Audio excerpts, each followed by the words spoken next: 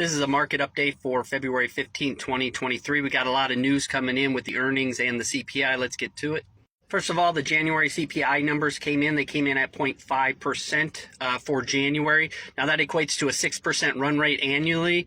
Now 4 CPIs ago, we were running about 8.5%. We got down to about 7.3.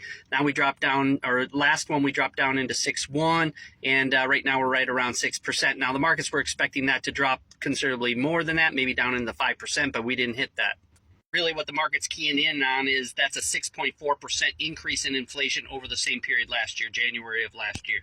Now, I think what's really driving that CPI is the fact that job market's still strong. We had 571,000 jobs added in December, which was more than double of what they expected. And we also have wage increases that are up about 6.4%. So with that, there's lots still money in the market, and that's, I think, keeping the inflation strong.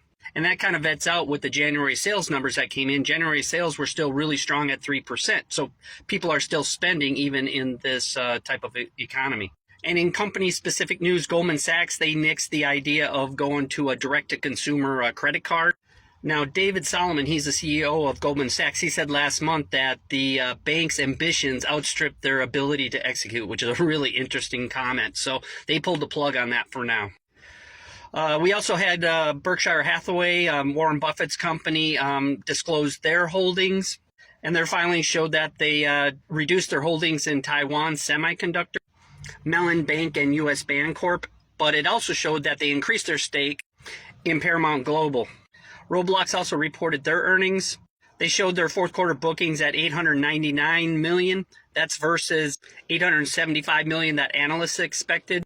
Their fourth quarter revenue came in at $579 million. That was up 2% year over year, but that was still less than what analysts expected. There was also news that came out on Tesla. The White House said that Tesla is going to open up 7,500 of its charging stations to any compatible vehicles, and they're going to do that by the end of 2024. Interesting note here is they said they're also going to open up 2,500 of their superchargers that are located on convenient highways between major thoroughfares. So with the latest CPI numbers and inflation still running at 6%, the Feds would like it at 2%. One has to assume that they're going to continue to raise interest rates, at least for the foreseeable future. Hit the red plus and like until next time.